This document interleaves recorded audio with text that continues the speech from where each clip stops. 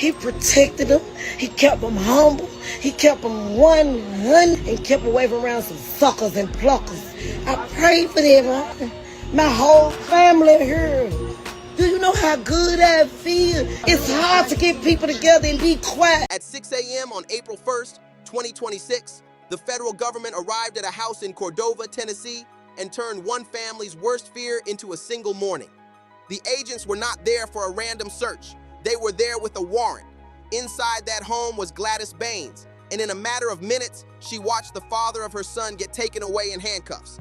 At nearly the same time, in another state, her son was being arrested too. Same morning, same case, same collapse. That detail matters because this story is bigger than a raid, bigger than a rap headline, and bigger than internet debate. It is about what happens after someone gets a second chance and still finds a way to lose it. It is about how a family can rise with one man's success and then fall with him when the case finally breaks open. Today, rapper Pooh Shiesty was in a Dallas courtroom for allegedly holding Gucci Mane at gunpoint. Born Lontrell Williams Jr., he is among 9 suspects now facing charges in the alleged kidnapping and robbery of fellow. Before the arrests, before the FBI affidavit, before the social media arguments, Pooh Shiesty was one of the clearest breakout stars Memphis had produced in years. Born Lontrell Williams Jr., he did not come in as background noise. He came in with momentum. Memphis already had a legendary music identity, but he helped push a newer version of that sound into the national spotlight. The city was with him. The industry was with him. Gucci Mane was with him. Big 30 was right there beside him. From the outside, it looked like the machine was built and the future had arrived. Then federal prison interrupted the story.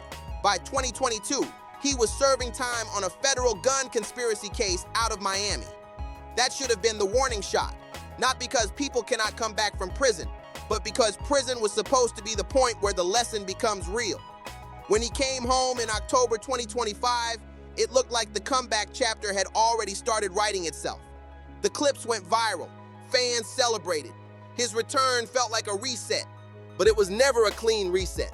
He came home under federal conditions, home detention, an ankle monitor, restrictions on travel, restrictions on weapons, restrictions on everything that could put him back in the government's crosshairs. He was free, but not free in the casual way people online talk about freedom.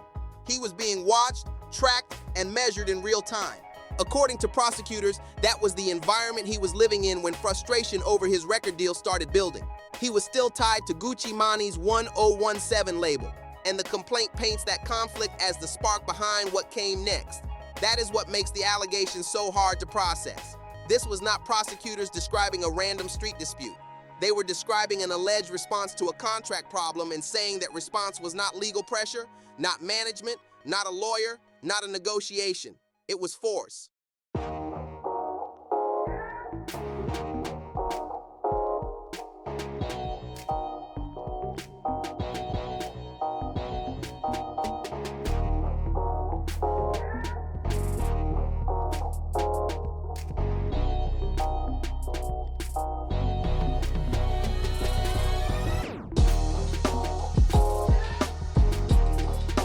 The government's version of events says the plan came together in early January 2026.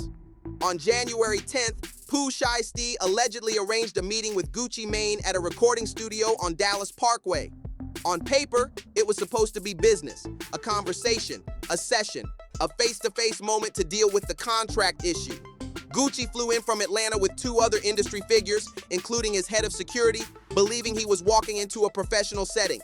Prosecutors say the meeting had already been transformed into something else. Their case alleges that 9 people traveled from Memphis to Dallas for it. Among them were Pooh Shiesty, his father Lontrell Williams Sr., and fellow Memphis rapper Big 30, born Rodney Wright Jr. Investigators later said Williams Sr. stopped at a Staples before the studio meeting, where they believe contract termination paperwork was printed. That detail gives the whole thing a cold, deliberate edge.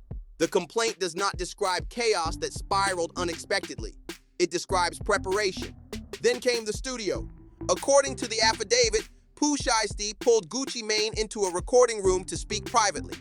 Inside were 3 men, the artist himself, his father, and Big 30. The paperwork was placed on the table. Gucci Mane was told to sign. Prosecutors say he refused, and that is when a gun entered the scene. Their allegation is that an AK-style pistol was pointed at him until he signed the documents. That alone would have been explosive. But the government says it did not stop there. After the papers were signed, prosecutors allege Gucci Mane was robbed of his jewelry, cash, and other valuables, including his wedding ring, watch, and earrings. Outside that room, the two other victims were allegedly being held at gunpoint by the rest of the group. One was forced onto a couch and stripped of his wallet and jewelry. Another was allegedly choked from behind to the point he nearly lost consciousness, then robbed of a Rolex, a Louis Vuitton bag, AirPods, and more. Prosecutors say Big 30 positioned himself at the door, physically blocking the exit while the robbery unfolded. The complaint says the victims believed they might die in that studio. That is the point where this story stops being about rap politics and starts being about consequences that do not care about image. Because once the group left, the case did not become harder to prove. It became easier. The most brutal part of the federal case is not just the allegation itself, it is how much of the evidence, according to prosecutors, came gift-wrapped. The ankle monitor placed Pooh Shiesty at the studio during the exact window of the alleged robbery, even though he was supposed to be under home detention. License plate reader data helped track the drive from Memphis to Dallas. Cell phone records lined up with that timeline. Rental paperwork allegedly tied vehicles to his father. Surveillance cameras captured different parts of the trip, from the Staples stop to the studio building to the hotel afterward. Investigators recovered fingerprints from items left inside the studio, including red plastic cups.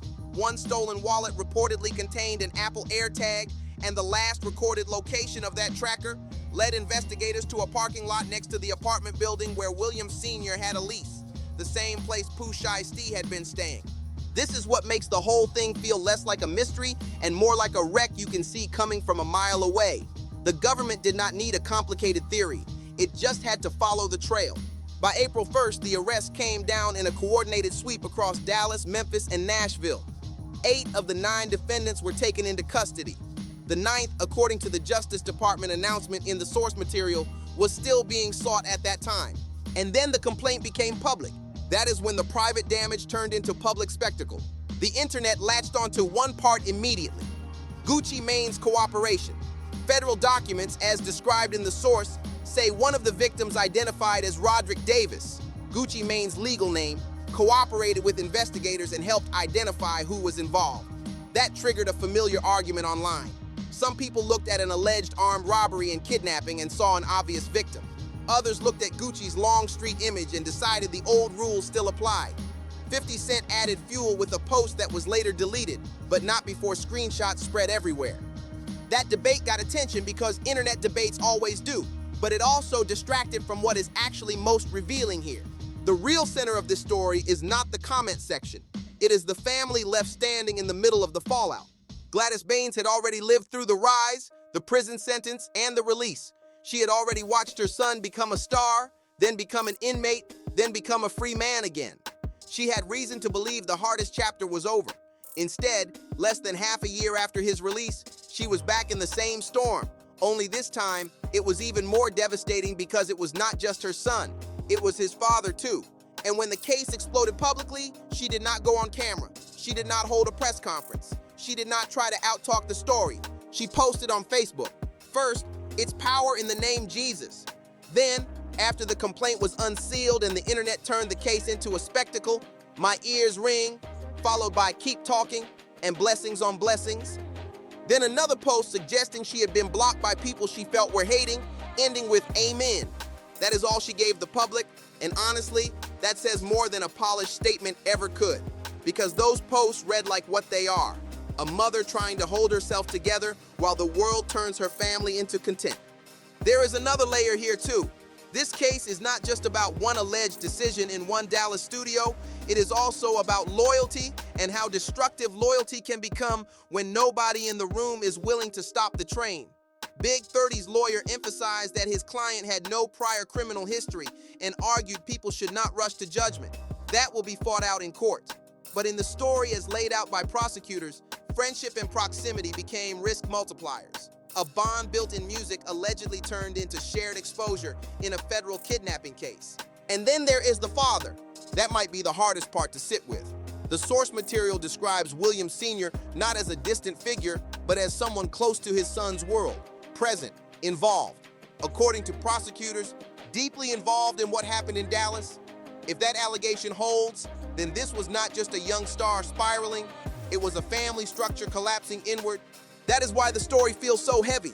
Everyone in it had a role, and almost every role got twisted. The mentor became an alleged victim. The breakout artist became a federal defendant again. The father became a co-defendant. The friend became part of the case. And the mother became the one person left to absorb all of it in public silence.